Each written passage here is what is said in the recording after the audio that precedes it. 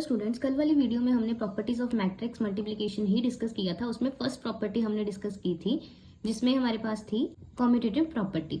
अब नेक्स्ट हमारे पास जो प्रॉपर्टीज हैं वो हम डिस्कस करेंगे one by one. So next property हमारे पास है matrix multiplication is associative. Associative का मतलब क्या होता है, इसमें तीन चीजें इंक्लूड होती हैं।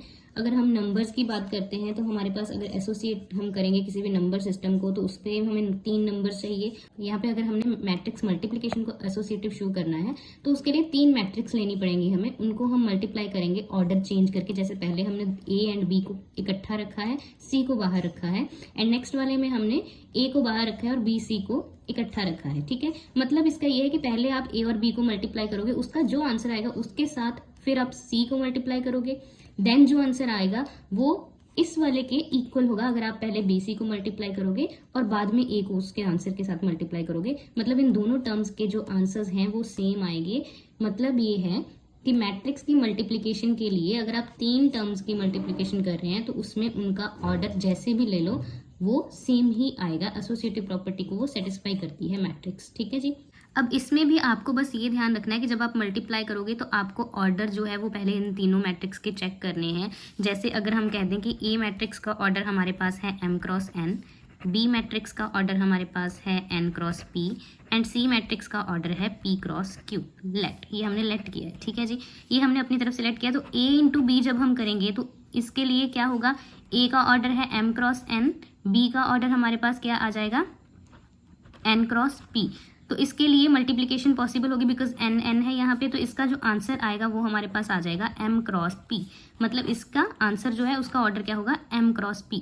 अब फर्दर इसको जब हमने c के साथ मल्टीप्लाई करना है, मतलब a b को जब आप c के साथ मल्टीप्लाई करोगे, अब a b का ऑर्डर है m क्रॉस p और c का ऑर्डर हमारे पास है p क्रॉस q। बस ये आपने चेक करना है। अब ये दोनों सेम है तो अब इसकी मल्टीप्लाई कर सकते हो, पॉसिबल है। तो इसका आंसर जो आएगा वो m क्रॉस q आएगा। बस ये आपको ध्यान रखना है कि जब आप ये मल्टीप्लिकेशन करो ऐसे सीधे मत कर देना, पहले आपको ऑर्डर चेक करना पड़ेगा तभी मल्टीप्लिकेशन पॉसिबल होगी। सेम इसके लिए आएगा, आपको इसके लिए भी बी सी का पहले मल्टीप्लिकेशन करके ऑर्डर चेक करना है, उसके बाद ए के साथ उसका ऑर्डर चेक करके देखना है कि मल्टीप्लिकेशन पॉसिबल है भी या नहीं। ओके, अब नेक्स्ट प्रॉपर्टी हमारे पास है कि matrix multiplication is distributive over addition. Distributive का मतलब क्या है कि डिस्ट्रीब्यूट हो जाएगा जो भी। अब हम पहले जो करते थे कि हमारे पास अगर है x इंटू ए प्लस बी, तो हम क्या करते थे, x को अंदर डिस्ट्रीब्यूट कर देते थे मल्टीप्लिकेशन के लिए, तो ये बन जाता था एक्स ए प्लस एक्स बी। सेम चीज़ यहाँ पे हमने मैट्रिक्स के लिए अप्लाई करनी है कि जो भी टर्म ब्रैकेट के बाहर है उसको आप जब अंदर लेके जाओगे तो वो डिस्ट्रीब्यूट हो जाएगा। ठीक है, ए यहाँ पे डिस्ट्रीब्यूट हो जाएगा बी और सी के साथ, जो भी ब्रैकेट के बाहर टर्म है वो अंदर डिस्ट्रीब्यूट हो जाएगी। ठीक है जी, सेम यहाँ पे है ए बी के साथ हम सी को मल्टीप्लाई कर रहे हैं तो सी जो है वो डिस्ट्रीब्यूट होकर ए सी बी सी बना देगा। ओके जी, ये है हमारे पास डिस्ट्रीब्यूटिव प्रॉपर्टी और मैट्रिक्स की जो मल्टीप्लिकेशन है वो ऑलवेज डिस्ट्रीब्यूटिव प्रॉपर्टी को सेटिस्फाई करती है। ठीक है जी। नेक्स्ट प्रॉपर्टी है multiplication of a matrix bye an identity matrix. ये सिंपली आपको पता होना चाहिए कि मल्टीप्लिकेशन जब हमने किसी भी मैट्रिक्स की आइडेंटिटी मैट्रिक्स के साथ करनी है। अब आइडेंटिटी मैट्रिक्स क्या होती है ये मैंने पिछले वीडियो में बताया हुआ है जब मैंने different type of matrix discuss की थी। अब यहाँ पे है कि आइडेंटिटी मैट्रिक्स के साथ आप कोई भी अगर मल्टीप्लाई करते हो मैट्रिक्स, कोई भी अगर आपके पास ए आ जाए बी आ जाए, कोई भी आप मैट्रिक्स ले रहे हो उसको आप आइडेंटिटी मैट्रिक्स के साथ मल्टीप्लाई कर रहे हो। आइडेंटिटी मैट्रिक्स को हम आई के साथ डिनोट करते हैं।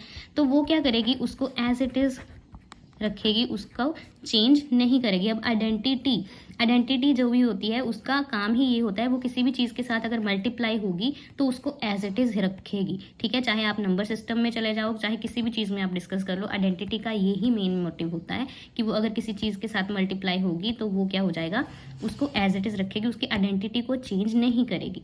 ठीक है जी। तो यहाँ पे एक चीज़ आपने ध्यान रखनी है कि यहाँ पे आपको ए का ऑर्डर जो है या बी के साथ अगर आप आइडेंटिटी लगा रहे हो उसका जो ऑर्डर है वो सेम ऑर्डर की आइडेंटिटी लेनी है। अगर यहाँ पे हमारे पास इसका ऑर्डर है m क्रॉस m, मतलब m ऑर्डर है, तो आपको ये आइडेंटिटी है जो है वो भी m क्रॉस m ऑर्डर की ही लेनी है। ठीक है जी। अब यहाँ पे अगर हमारे पास b का ऑर्डर n क्रॉस n है तो आपको यहाँ पे आइडेंटिटी भी n क्रॉस n ऑर्डर की ही लेनी है। इस चीज़ का आपको ध्यान रखना है अगर आइडेंटिटी गिवन नहीं है। ठीक है जी। मतलब इसका ये है कि जिस ऑर्डर की आपके पास मैट्रिक्स है सेम ऑर्डर की आइडेंटिटी उसके साथ मल्टीप्लाई होगी, किसी और ऑर्डर की नहीं होगी। ठीक है जी।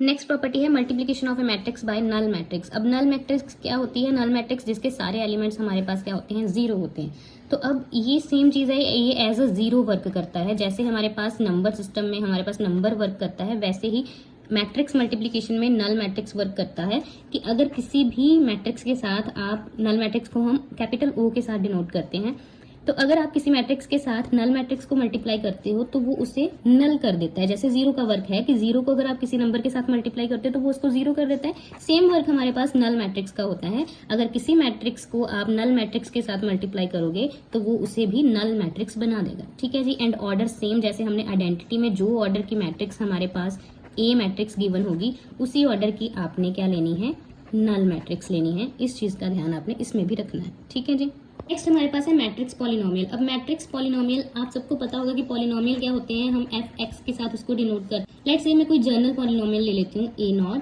a1x plus a2x square plus up to so on an x raise to power n, मतलब n डिग्री का मैंने कोई एक पॉलिनोमियल ले लिया है। अब इसमें जब हम x जहाँ पे है उस पूरे x की जगह पे जब हम मैट्रिक्स को रिप्लेस कर देते हैं, ये तो है x वेरिएबल, यहाँ पे हमने x लिखा है, मतलब ये पॉलिनोमियल किसके ऊपर है, x के ऊपर है। ठीक है। तो यहाँ पे अगर हमारे पास x की जगह पे हम एक मैट्रिक्स सब्स्टिट्यूट करेंगे तो उस पॉलिनोमियल को हम क्या बोलेंगे, मैट्रिक्स पॉलिनोमियल। तो यहाँ पे हमारे पास सारी जगह x की जगह पे क्या आ गया, मैट्रिक्स A आ गया। तो ये हो गया हमारे पास मैट्रिक्स पॉलिनोमियल। तो आपके पास यहाँ पे आप क्या करोगे, मैट्रिक्स को सब्स्टिट्यूट करोगे, a1 a2 कोई भी नंबर्स होंगे, a स्क्वायर आपको एक ये सब फाइंड करना होगा। ठीक है जी। अब नेक्स्ट हमारे पास है positive powers of A square matrix. कोई स्क्वायर मैट्रिक्स है हमारे पास, उसकी पॉजिटिव पावर्स मतलब जैसे A है, ठीक है, ए मैट्रिक्स, इसकी डिग्री क्या है, 1 है। ठीक है। अब अगर हमारे पास ए स्क्वायर, जैसे हमने पॉलिनोमियल मैट्रिक्स डिस्कस की थी उसमें हमारे पास ए स्क्वायर भी आया था, तो ए स्क्वायर फाइंड करना है तो कैसे करेंगे, इसको आप ए को ए के साथ, ए मैट्रिक्स को ए मैट्रिक्स के साथ मल्टीप्लाई करोगे। जैसे हमने पहली क्लासेस में पढ़ा है कि एक्स स्क्वायर को हम कैसे लिख सकते हैं, एक्स इंटू एक्स लिख सकते हैं। सेम मेथड है हमारे पास मैट्रिक्स में, इसको हम कैसे लिखेंगे, ए इंटू ए। सेम अगर ए क्यूब फाइंड करना है तो उसको ए स्क्वायर इंटू ए लिखेंगे, मतलब इसका जो आंसर आएगा उसके साथ दोबारा से एक ए को मल्टीप्लाई कर देंगे। ये मल्टीप्लिकेशन का प्रोसीजर सेम है जो मैंने आपको पिछली वीडियोज में बताया है। ठीक है जी।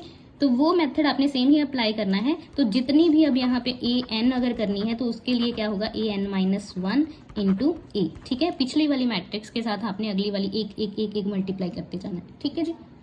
तो इस तरीके से आपने सारी पॉजिटिव पावर्स जो है किसी भी स्क्वायर मैट्रिक्स की वो फाइंड करनी है। एंड ये पावर्स हमेशा किसकी निकलेंगी, स्क्वायर मैट्रिक्स की ही निकलेंगी। ये बात भी आपको ध्यान में रखनी होगी। ठीक है। तो ये आज मैंने डिस्कस की है कुछ प्रॉपर्टीज जो कि आपको आगे क्वेश्चंस करने में काफी हेल्पफुल होंगी। इन सबको अगर आप ध्यान में रखोगे तो आई होप आपको अच्छे से समझ आया होगा। Thank you so much.